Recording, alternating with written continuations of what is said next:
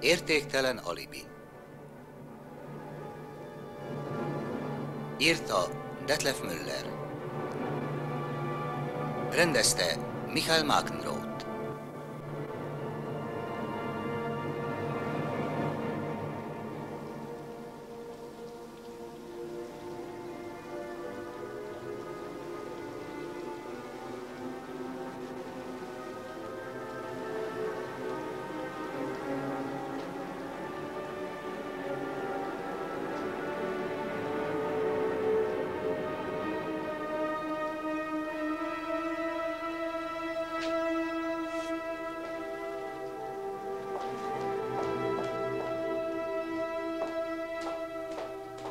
Péter! Péter! Mindig ez van.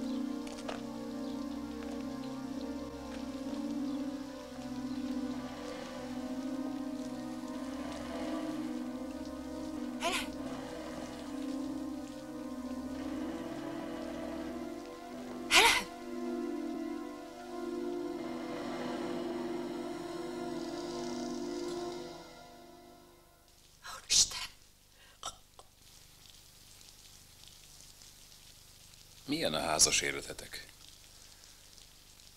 Már rég nincs. Miért nem próbálsz megbeszélni vele? Mert nincs értelme. Visszautasít.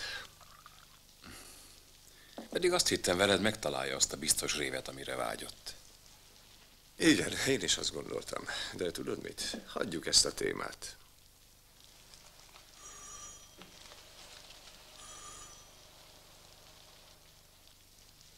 Ez az apám. Esténként tesz még egy kört a kutyával. Usi, gyere! Szervusz, apa. Anyád ilyen ételt nem mert volna elém tenni. Arnold van itt. Eszébe jutott, hogy élünk? Jó estét, Groll bácsi. Jó estét. Heinz elmondta már. Fáj a keze, ugye? Belemarkoltam egy szögben, mikor a padlást takarítottam. Más nem takarítja. Te is iszol? A kutya már előre szalad, majd utána. Jó mulatást! Meglátjuk. Pusi! Megöregedett.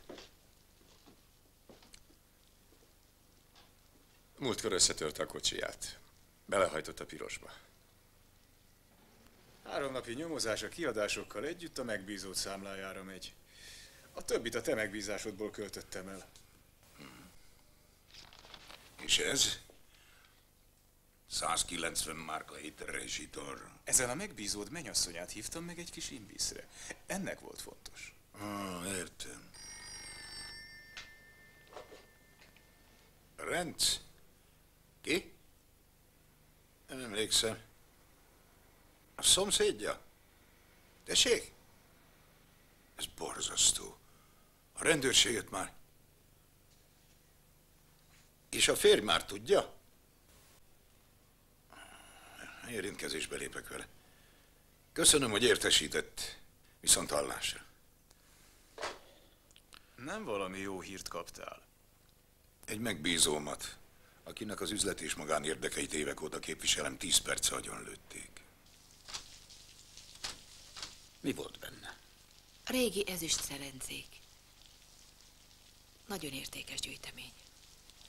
Előbb kiáltást hallott, aztán lövést? Igen. Mikor volt ez? Este 9 körül. Anyámhoz szeret. Sajnáljuk, de most nem lehet. Mi a probléma? A fiatalember nem képes megérteni, hogy... Ő a fiam, Péter. Engedjék be. Az egész házban kerestelek. Jó estét. De mindenhol csak rendőröket láttam. Ez Helen? Igen. Csak nem. De igen, Burignét meggyilkolták. Urbán vagyok, bűnügyi rendőrség. Megkérdezhetem, hol volt az utóbbi órákban? Oda át, otthon. Egész este. És nem hallott kiáltást vagy lövést? A műteremben voltam, a pincében. Lemezeket hallgattam. Értem. És Arnold? Burig úrra gondol? Igen. Tudja már, mi történt? Mielőtt Burigné meghalt, az ön édesanyjának mondott valamit. Kérem. Azt mondta, Arnold. És hogy lő. Aztán megint. Arnold. Arnold. El tudja képzelni, mit akart mondani Burigné? Nem. Mondd csak, legalább van valakit, akivel megvigasztalódhatsz? Egy másik nőre gondolsz? Ha már köztetek így alakult. Erről nem akarok beszélni. Megyek én is. Bezárom az ajtót.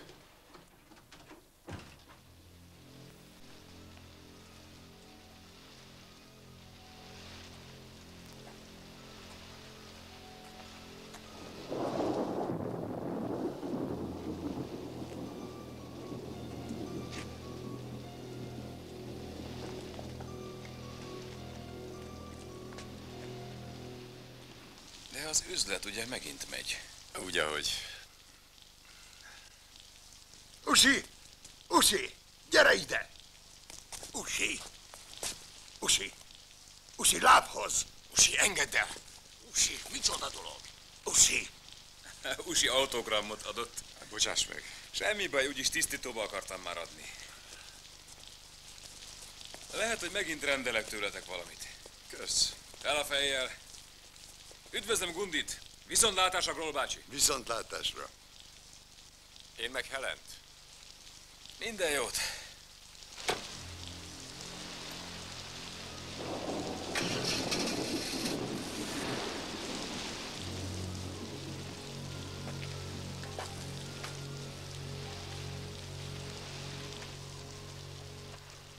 Mit akart tőled? Semmit. Csak meglátogatott.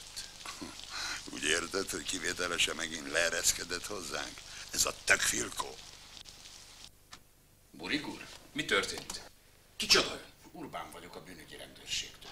A feleségem hol van?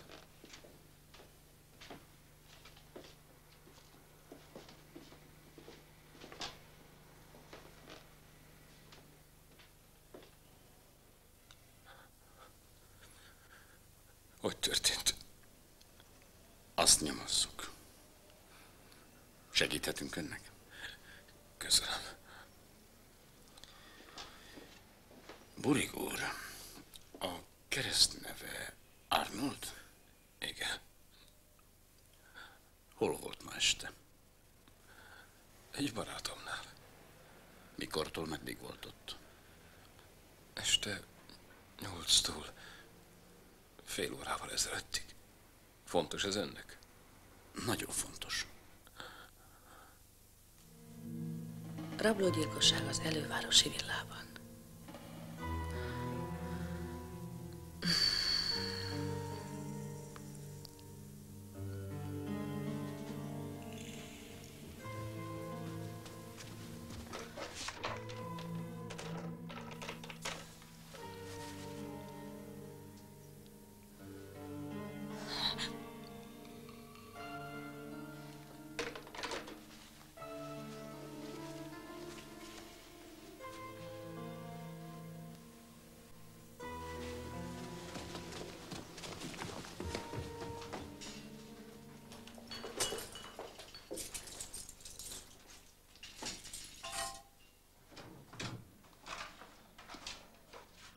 Olvastad már, mi történt Helennel? Apától hallottam. Állandóan próbálom fölhívni Arnoldot, de nem veszi föl. Mert akarod felhívni Arnoldot. De hát borzasztó, ami történt.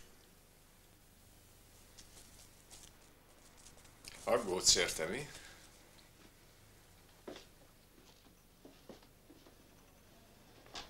Csak elképzelem, milyen, ha valaki hazamegy és ezt tudja meg.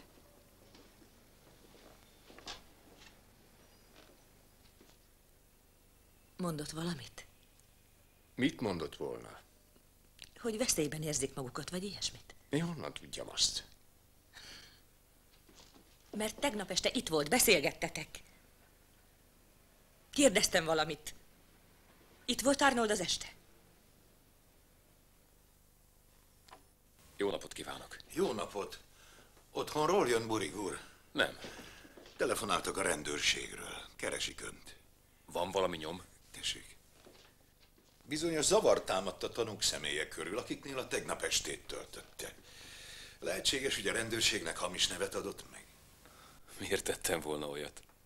A rendőrségi jegyzőkönyvben ez van. Karl-Heinz Groll, Langenfelder Straße. Igen, Heinz a barátom. A rendőrségi meghallgatáson Groll úr közölte, hogy ön felhívta őt az előző napon, hogy bejelentse a látogatását, de aztán mégsem ment el. Ezt nem mondhattak komolyan. Hiszen jól tudja, hogy ott voltam. A nappaliában ültünk és pálinkát ittunk, amit én vittem neki. Valamit összezavar. Groll úr azt állítja, hogy egyedül töltötte az estét, és az apja megerősíti ezt. Ez nem egészen veszélytelen önre nézve, Burig úr.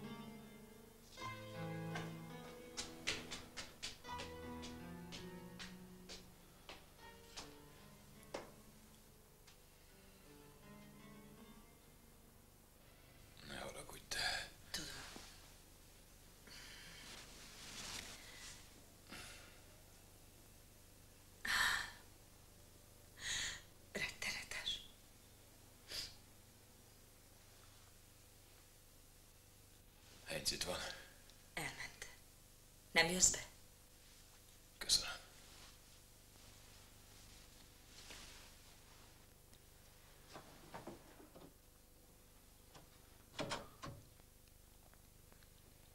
Hol az apja? Azt hiszem a műhelyben. Nem adtad Heinz az üdvözletemet? Nem. Nem teszed le a kabátodat? De... Nem mondta, hogy itt voltam? Nem. Azt mondta, hogy nem jöttél el, és nagyon dühös volt. Legalább fölhívhattad volna.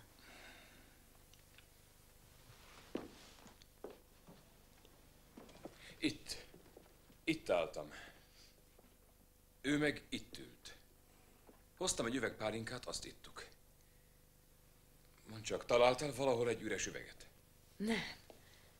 Az összes üres üveget elvitte, amikor reggel elment sörért. Olyan este volt, mint máskor. Beszélgettünk a régi időkről, a régi ismerősökről.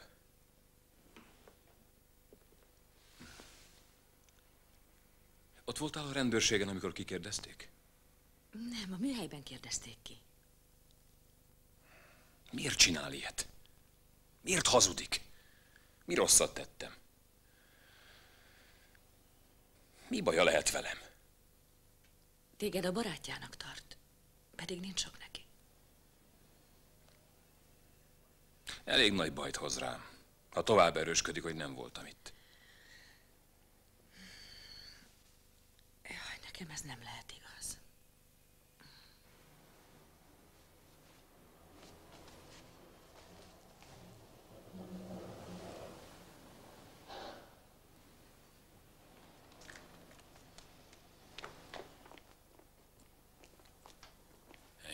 Arnold, fogad mély részvétel. Köszönöm. Már akartam telefonálni, hogy megkérdezzelek, nem segíthetek-e valamit. De segíthetsz. Jó. Mondd meg az igazat, hogy itt voltam nálatok. Igen. Hát tudod, ha szóltál volna, hogy nehézségeid vannak, hogy alibi kéne, akkor kitaláltam volna valamit, de amikor a rendőrök ott álltak az ajtóban, egyszerűen nem mondhattam mást. Sajnálom. Mit sajnálsz? Hogy nehézségeid vannak. Miattad? Honnan veszed ezt? Heinz, én itt voltam. És te ezt tudod? Vártalak téged, de te nem jöttél el. Más nem mondhatok. Várj egy kicsit. Üzleti nehézségeid vannak. Meg akarsz szorongatni? Pénz kell? Mibe kerül nálad az igazság? 20 000-be, 50-be, 100-ba vagy mennyibe? Persze, most nagyon sokat örökölsz Helentől. Igen, tudok fizetni. De engem nem lehet megvenni. Mocskos, hazudozó vagy. Mindig is az voltál! És maga? Maga se látott, ugye?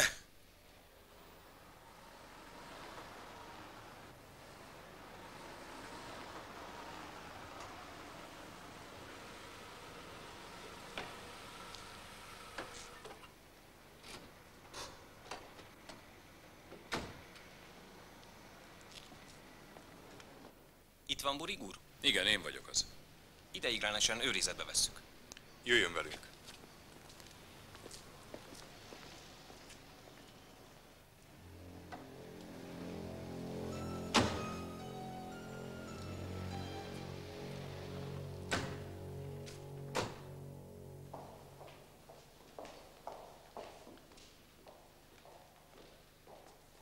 Ki az illetékes bíró? Dr. Zander, de mielőtt elmenne hozzá, előtt talán hallgassa meg a mi érvelésünket. Kíváncsi vagyok rá. Tessék. Köszönöm. Parancsoljon. Köszönöm. Délelőtt végigültem egy egész tárgyalást. Tehát az első számú érv. Sem az ablakokon, sem az ajtókon nem állapítottuk meg az erőszakos behatolás nyomait. Ebből az következik, hogy a tettes nem kívülről érkezett, hanem a házban tartózkodott. Mert ott lakik. A tettes igenis érkezhetett kívülről. Kopogott az ajtón, az áldozat pedig gyanútlanul kinyitotta, mivel a barátja vagy ismerőse jött, akit nem először fogadott. Második számú érv. Mielőtt az áldozat meghalt, azt mondta Lő és Arnold. Szerintünk ezek a szavak a tettesre utalnak. Szerintem pedig kérést jelentenek, hogy hívják hozzá a férjét, akit ekkor maga mellett szeretett volna tudni az áldozat. És a harmadik érv. Az ön megbízója a tett elkövetésének idején állítólag egy régi barátjánál volt, de a barát a megbízó létét a leghatározottabban tagadja. Burig úr a gyilkosság után másfél órával ért haza, ez azt jelenti, ha ő lenne a tettes, másfél órája lett volna arra, hogy a mentőkörülményeken gondolkozzék. Vagy komolyan gondolja, hogy olyan alibit adott önnek, ami már másnap reggel semmisnek bizonyul? Tudtam, hogy ezzel fog jönni. Ezen a ponton én is megakadok. Na látja. A megbízója nem ostoba. Miért követne el ilyen hibát? Örülök, hogy egy véleményen vagyunk, Urbán felügyelő úr.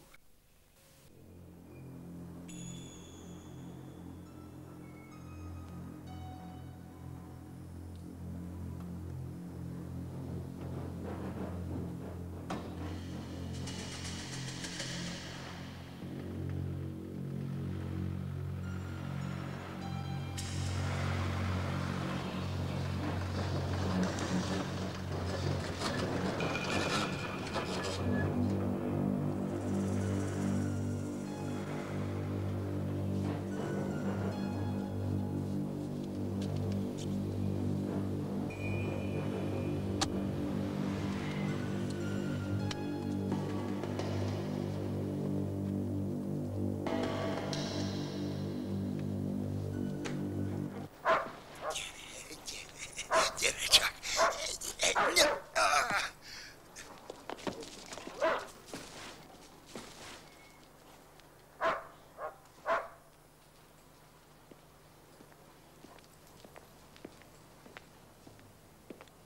Jó napot kívánok! Jó napot! Ez az ön nyomdája? A fiamé. Névkártyákat is nyomtat? Hát mindent a világon. Nekem épp elfogytak. Jöjjön az irodába. Majd később játszunk, előbb az üzlet.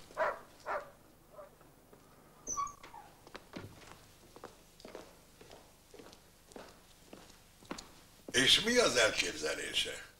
Tessék. Eddig ilyen volt. Lehetne kicsit nagyobb betűkkel? Okleveles gépészmérnök. Igen, az továbbra is legyen rajta. Aha. Úgy 400-500 darabot kérek. Mondjam az árát? Igen, mert attól függ, mennyit rendelek. Megsérült? Előfordul néha. Belenyúlt egy szögbe. Egy rozsdásba. Fogadok, hogy egy tetőgerendából állt ki.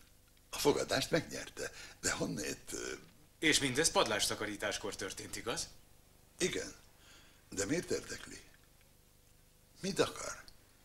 Névkártyákat. Ide figyelj. 500 darabot. Azt, hogy padlástakarításkor belenyúlt egy szögbe, Arnold Buriktól tudom. A fia barátjától. Burig úr pedig öntől tudja. Ön mondta el neki hétfőn este. Ez egész idő alatt ment? Hogy ne tagadhassa le, amit mondott. De miért érdekli? Mit akar? Névkártyákat.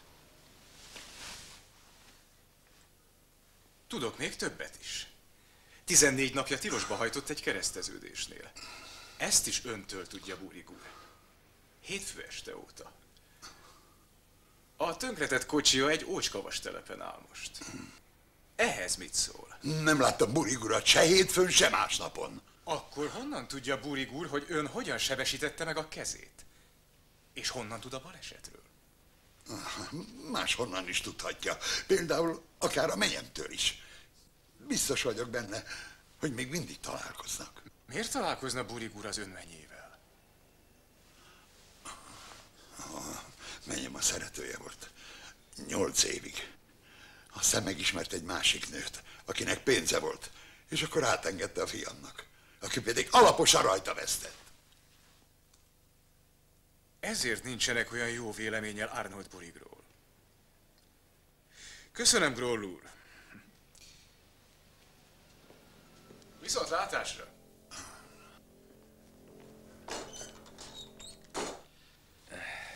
Ez volt életem legrosszabb éjszakája. Ez a kiszolgáltatottság a törvénynek és a rendőrségnek. Majd csak túl lesz rajta, Burig úr.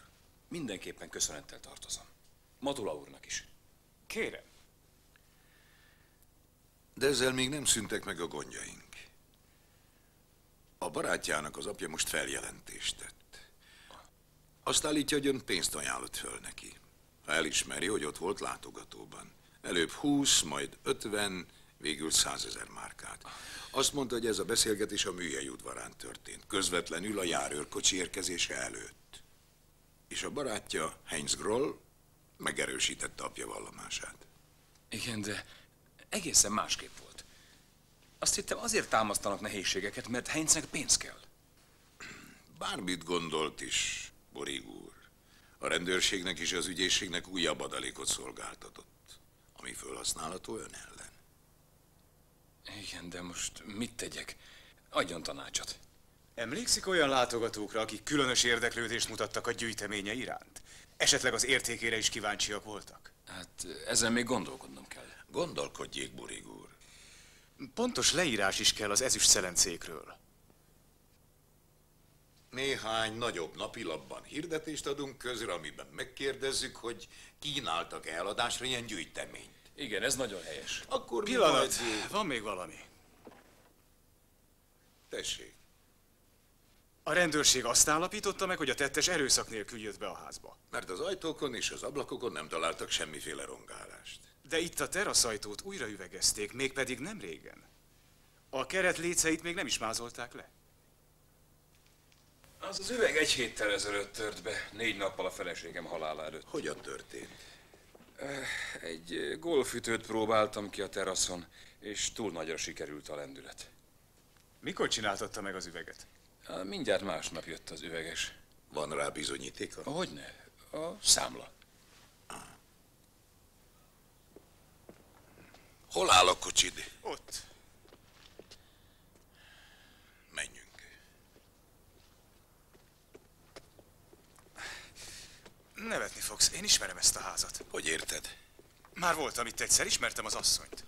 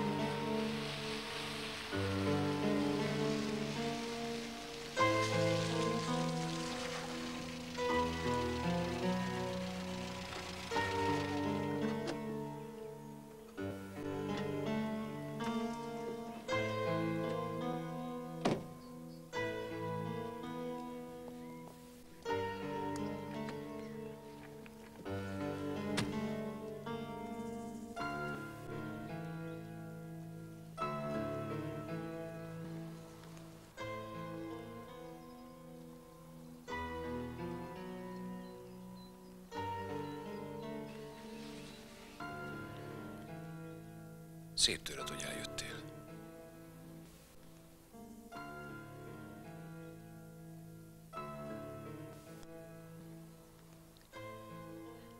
Hogy vagy? Már jobban vagyok. Sétáljunk?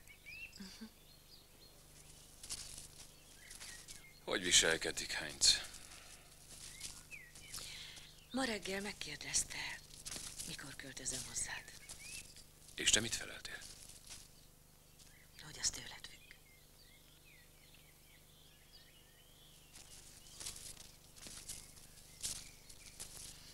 Miért nem voltál otthon aznap este? Tudtad, hogy megyek hozzátok. Anyám telefonált, arra kért, hogy okvetlenül látogassam meg. Tudod, hogy beteg. Ha otthon lettél volna, akkor... Szeretnék segíteni neked. Mi ez? Most is ezt a márkát szívod. Nem? Egy évvel ezelőtt a feleségét másik céggel szembeni peres ügyben képviselte. Azt javasoltam neki akkor, hogy szerződtessen egy nyomozót a szükséges bizonyítékok megszerzéséhez. Valami okból nem fogadta meg a tanácsomat. De az általam ajánlott nyomozó nevét följegyezhette, mert a nyomozót 3 hete fölhívták telefonon. Te jössz, József. A felesége rájött, hogy az elmúlt 14 hónap folyamán 1,5 millió eltűnt a cég üzletmenetéből. Úgy látta, vannak rá adatai, hogy ön, mint üzletvezető, ezt a pénzt megkaparintotta. Folytassa csak. 14 nappal ezelőtt, április 8-án az autójával Svájcba utazott. Én követtem önt a felesége megbízásából Zürichig. A Credit Lyonnais-ban van egy számlája, amit 15 hónapja nyitott. Hogy mennyi van rajta, azt sajnos nem derítettem ki. Ó, azt megmondhatom. Pontosan az a 1,5 millió. És a feleségem tudta. Az ő nevére nyitottam a számlát, hogy azt a pénzt elmenekítsük az adó elől. A felesége miért mondott nekem egészen mást? Azt nem tudom. Halló? Kapcsolja, kérem. Elnézést. Renc? Urbán felügyelő úr? Igen, értem. És mikor volt ez? Köszönöm szépen. A megbízom nevében is. Viszont hallásra. Örömhírem van az ön számára, Burig úr.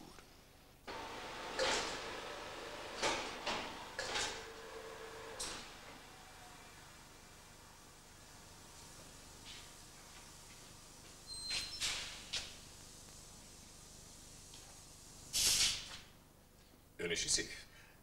Nekem ilyenkor még korai. De nincs kifogása, hogyha én... Tessék csak. Minek köszönhetem a szerencsét?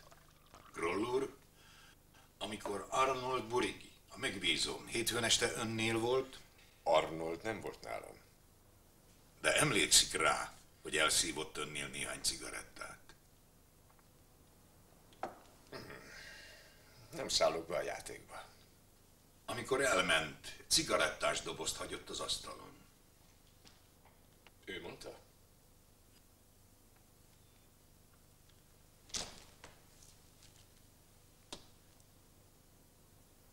Megtarthatja.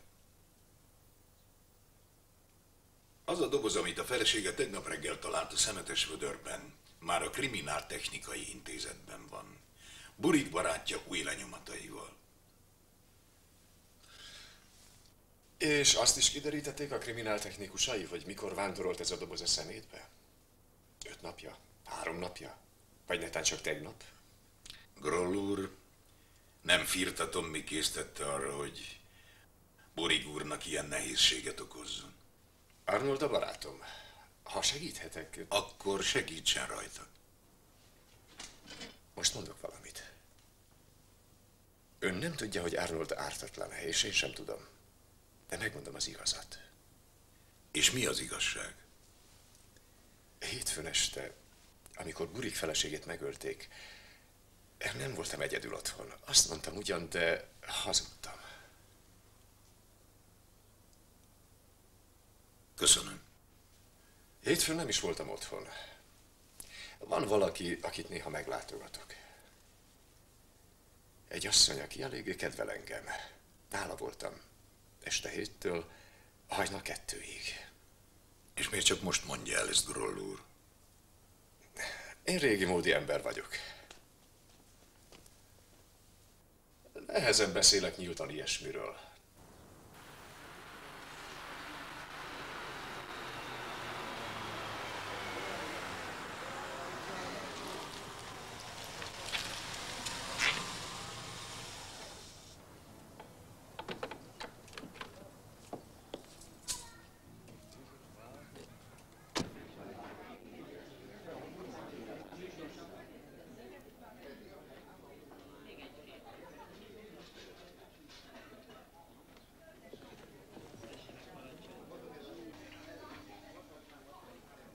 Jó estét! Jó estét! Heinztől hoztam üdvözletet. Köszönöm. Azt mondta, ha jó sört akarok inni, akkor jöjjek el a maga kocsmájába. Milyen sört kér? Pilzenit kérek.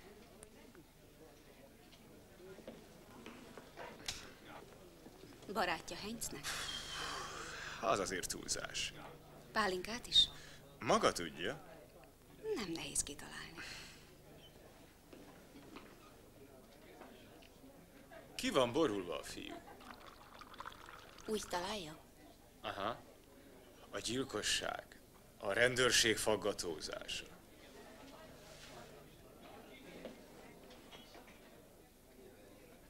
Egészségére.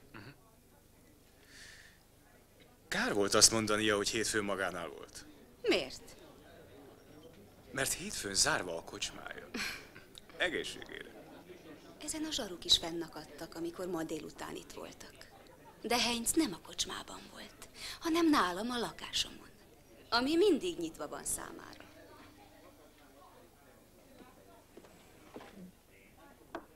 A söre. Örülhet, hogy olyan valakije van, mint maga. Minden embernek szüksége van egy olyan zugra, ahol megmelegedhet. És Heinznek maga ez a meleg zúg. Erre emelje a poharát. Emelem. Egészségére.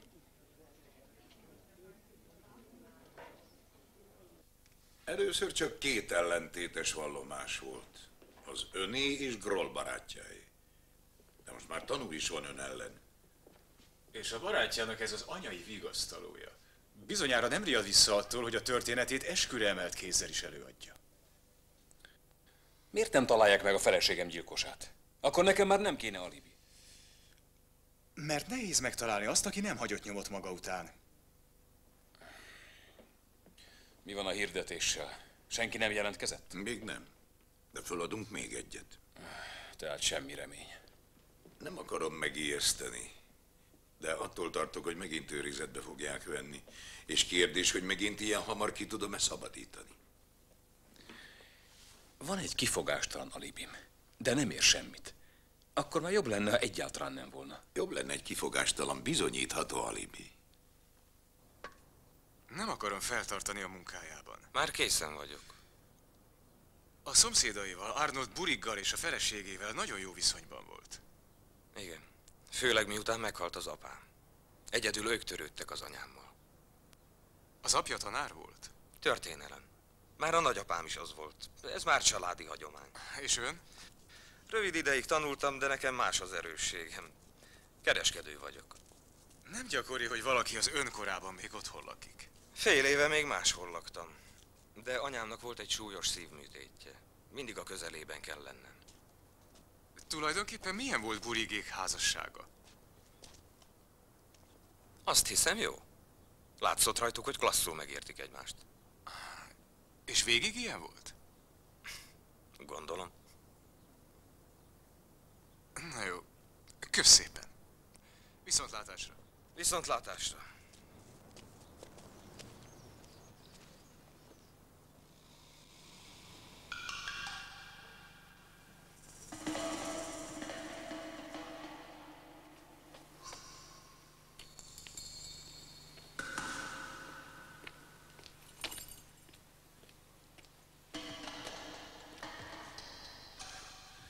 Bocsássa meg, hogy ilyen későn zavarom, de nem bírom már ezt a nyomasztó érzést. Nem kell mentegetőznie.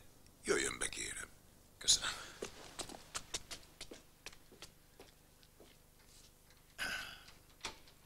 Tessék. Köszönöm.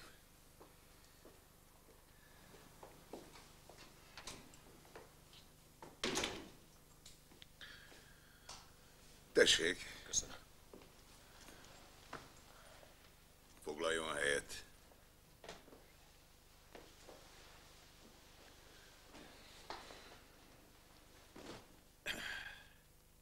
Kezdje el.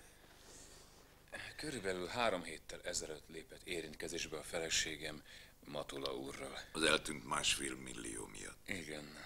Halálának reggelén megkért, hogy menjek el Zürichbe, hogy ezen a 1,5 millión aranyat vegyek. És? Így tett, Burig úr? Szóval az irodánkat röviddel 13 óra előtt hagytam el. Erre tanúim vannak. A házmesterünk és a 2 titkárnőnk. Zürichbe az út 4 óra, gyors autóval. Matula úr, aki ugye 14 napja követett, megerősítheti ezt. Megvettem ezt az aranyat, és a Crédit Lyonnais-ben helyeztem el. Itt vannak a vásárlási bizonylatok, a nevemre kiállítva. Hétfői keltezéssel. Igen. A bankból nem sokkal 18 óra előtt távoztam. Erre is vannak tanúk. Monsieur Liné, a fiók vezetője, és 2 bank alkalmazott. A visszaúthoz 4,5 órára volt szükségem. De ha 4 órát számolunk is. Akkor sem érhetett vissza este 10 előtt Frankfurtba. Pontosan. A tanúvallomások szerint Helent este 9-kor, tehát 1 órával előbb ölték meg. És ezt miért nem mondtál korábban, Burig úr? A zürichi számla miatt. Tudja, mennyire büntetik az adócsalást. Szóval csak kitalálta a Groll barátjánál tett látogatást. Igen, megkértem Heinzet, hogy segítsen nekem. Meg is ígérte, de aztán az utolsó pillanatban inába szállt a bátorsága. És az üres cigarettás doboz a szemetes vödörben megtévesztés volt? Igen. Kérem, ne haragudjon.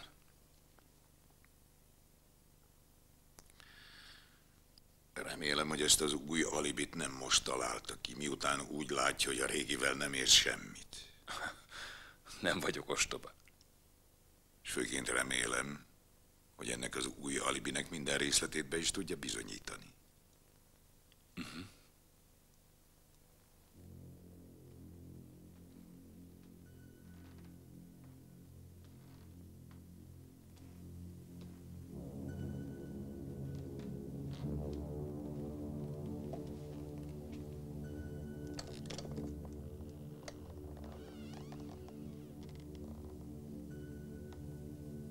Alszol?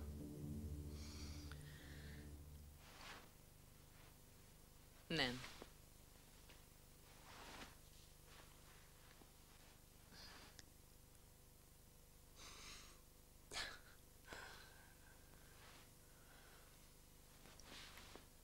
Ne félj, nem akarok tőled semmit. Hát akkor? Most... megtudtad, hogy van egy másik nő. Már régóta tudom. Miért nem szóltál soha? Azt gondoltam, hogy jogod van hozzá. Mivel te nem vagy kedves hozzám.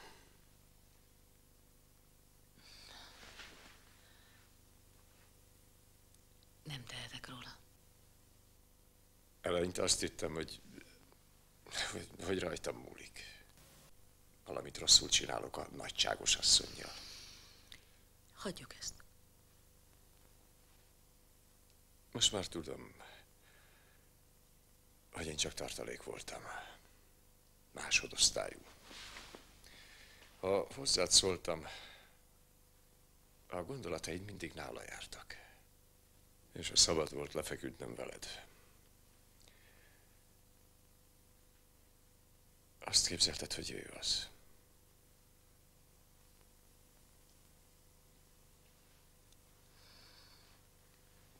Most bosszút akarsz állni? Megbünteted? Őt is, téged is.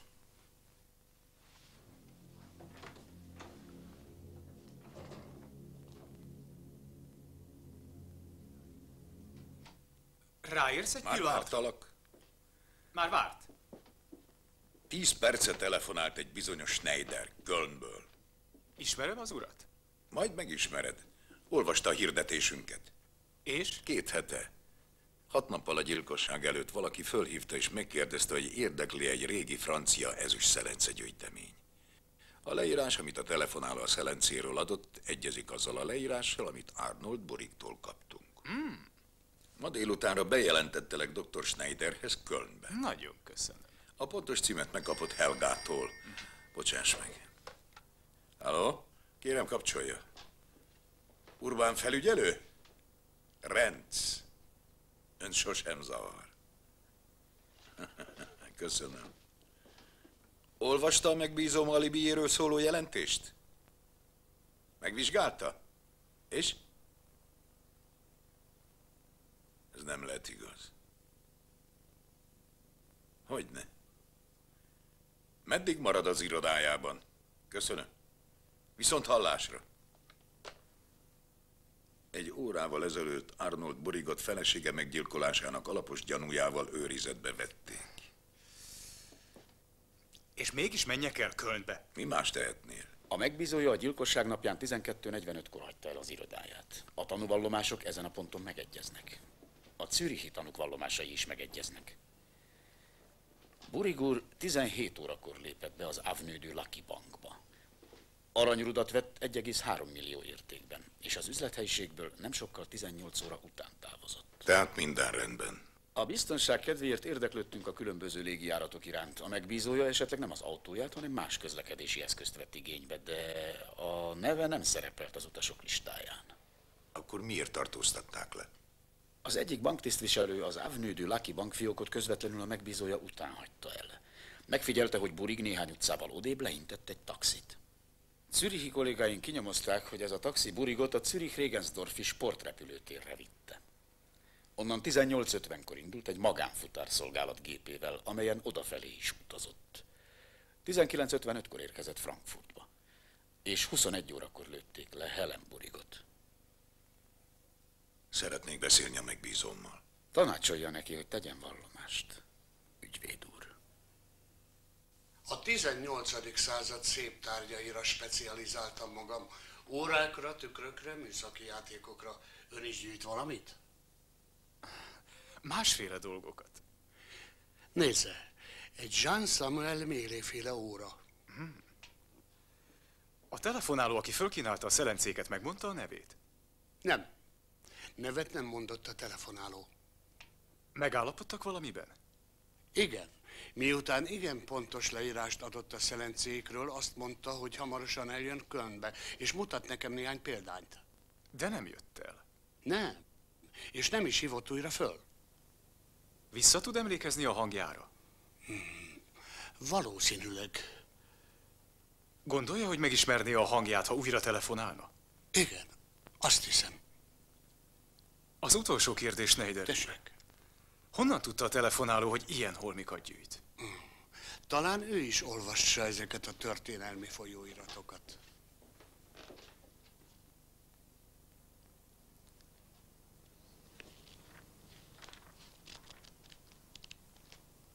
A 18. század művészete, technikája és divatja. Hirdetések. Komolyan azt hitte, hogy erre nem fog rájönni a rendőrség? Nem volt más választásom, falhoz állítottak. Arra lehetőségre nem gondolt, hogy egyszerűen megmondja az igazságot? Az az igazság, hogy hétfőn este Grolléknál voltam. Ez az állítás egyszer már hihető volt. De ön elfogadhatatlanná tette, Burig úr. Amikor hétfőn Zürichben voltam, a kocsim itt állt a frankfurti repülőtéren. Ebből indul ki a rendőrség is. Igen. És amikor visszajöttem, akkor nem hazamentem, hanem Grollékhoz. Amit Groll tagad, és ön nem tud bebizonyítani. Körben forgunk. Hát mit csináljak? Álljak oda és mondjam azt, hogy én öltem meg Helént.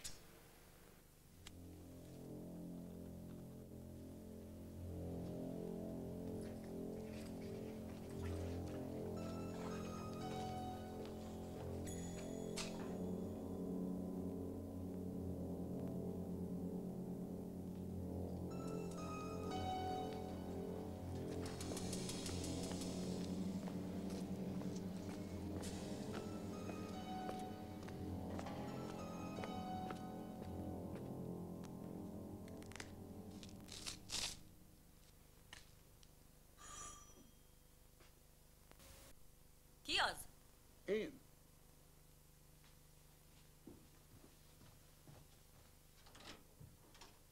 Heinz nincs itt? Nincs, megint el kellett mennie. Vendéged van? Miből gondolod? Egy kocsi áll kint. Gyakran állnak oda. De nem ilyenek és nem ilyenkor. Mondd, mit akarsz? Ez a kabát se szokott itt lógni. Melyik kabát? Ez! Ez Heinznek egy régi kabátja. És ez a koszos? A fahordástól piszkos. Ez Burig kabátja. És Usi mocskolta össze. Itt! Ez mind a talpanyoma. Honnan tudja, Groll úr? Jó estét. Ki maga? Mit akar?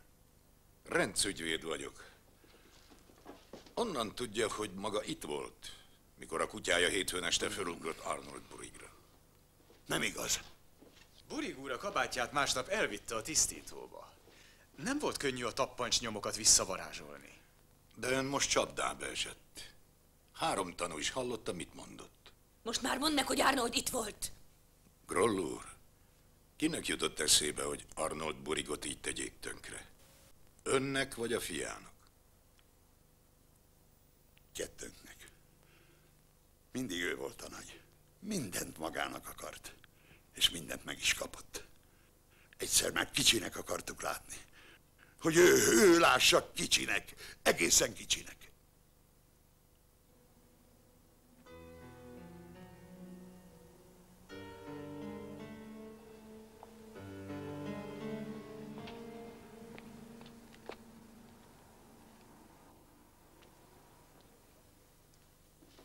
Arnold visszajött. Ma reggel kiengedték a vizsgálati fogságból. Sose hittem, hogy ő ölte meg Helent. Nem ő? Akkor ki? Sherman úr, az apja történelemtanár volt, és ön is végzett néhány szemesztert. Nemrég mondtam Matula úrnak. Talán ismeri ezt. Történelmi folyóirat negyedévenként jelenik meg. Ezt járattuk, a férjem fizette elő. Ha rendszeresen olvassa ezt a folyóiratot, bizonyára észrevette, hogy az utolsó oldalain hirdetések vannak. Például ez. Gyűjtő keres 18. századi műtárgyakat. Ajánlatokat dr. Schneiderhez, Kölnbe, telefon és a többi és a többi. Ismeri ezt a hirdetést? Ügyvéd úr, azt mondta, hogy a gyilkosságról akar velünk még egyszer beszélni. Arról beszélünk. Ezt a dr. Schneidert 2 hete fölhívták telefonon. Egy ismeretlen férfi antikezüst dobozokat kínált neki. Burik Szelence gyűjteményéből. Ezt miért nekünk mondják? Mert a telefonáló nyilván olvassa ezt a folyóiratot. Különben nem hivatkozhatott volna arra a hirdetésre. Alig, ha nem ismerte Burik gyűjteményét, különben nem tudta volna olyan jól leírni a szelencéket. Idehoznád a gyógyszeremet? Igen. Dr. Schneider, aki föladta a hirdetést, biztos benne, hogy megismerné a telefonáló hangját. Sherman úr, nem azért él az édesanyjánál, hogy segítsen neki, hanem mert az üzleti próbálkozásaival hajótörés szenvedett. Ezek itt a cégjegyzék kivonatai. 2-szer is elvesztett mindent. Most már egy vasa sincs. Mi köze hozzá?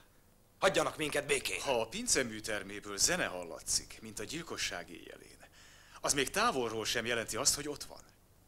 Anélkül is foroghat egy lemez. Mikor ment át a szomszédba, Sherman úr? Hogyan történt?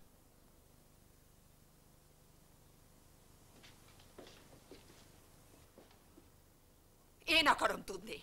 Mondd meg!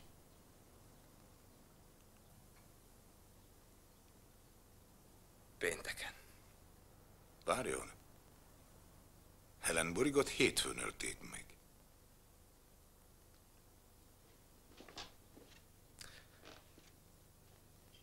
Pénteken voltam ott. 3 nappal előbb.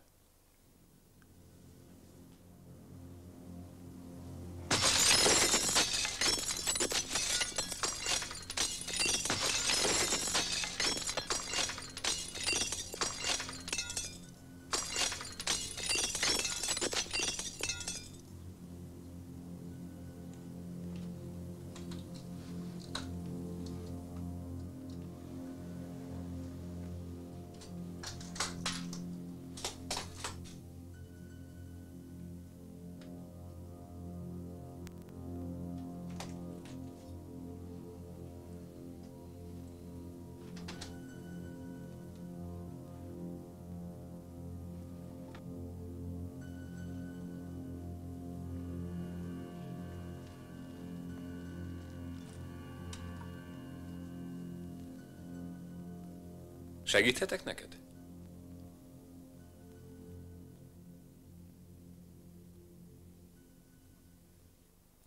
Azt hittem, nincsenek otthon. Se ő, se Helen. 2 kocsit hallottam elmenni. Tovább.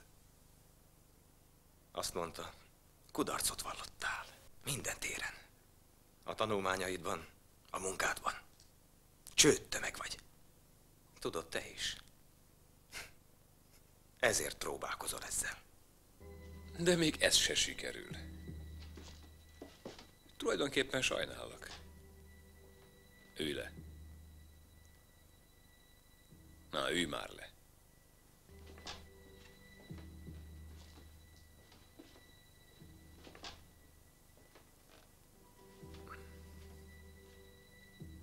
Gondolsz, mennyit kapsz ezekért a dobozokért?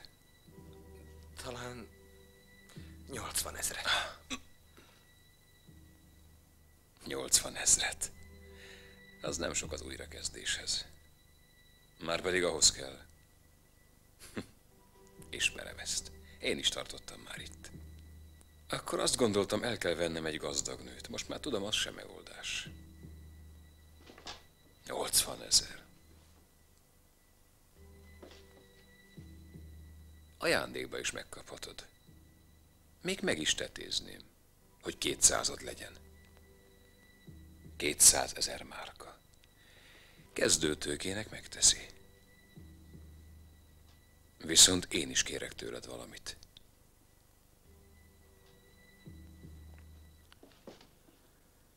A gyilkosság előtt egy órával a repülőtéren találkozott vele. Átadta neki a pisztolyt, és megmutatta neki a jutalmát. Azt a pénzt, amit nem sokkal előtte a svájci számlájáról vett fel. Ez volt a zürichi kirándulás fő oka. Amikor a felesége a halál előtt az önnevét mondta, ezzel utalni akarta tulajdonképpeni tettesre. Mielőtt ugyanis a bűntársa meghúzta a ravaszt, megmondta neki, hogy az ön megbízásából fogja lelőni. A felesége közölte, hogy elválik öntől, és visszakövetelte a 1,5 millióját. Ezért kellett meghalnia. Nagyon jó alibije volt. De ha hamis, könnyen értéktelenné válhat. Bemutattuk a Két férfi, egy eset című bűnügyi filmsorozatot. Értéktelen alibi. Írta Detlef Müller. Magyar hangok.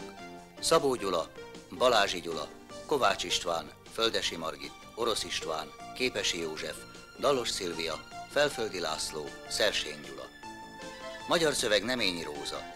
Hangmérnök Morassi László. Rendezőasszisztens Kis Lajos. Vágó Kovács Jutka. Gyártásvezető Sostarics Ágnes. Szinkronrendező Mohácsi Emil. Zene Birger Heimann. Fényképezte Mihály Steinke és Dieter Zasse. A szinkron a Magyar Televízió megbízásából a Magyar Szinkron és Videóvállalat műtermeiben készült.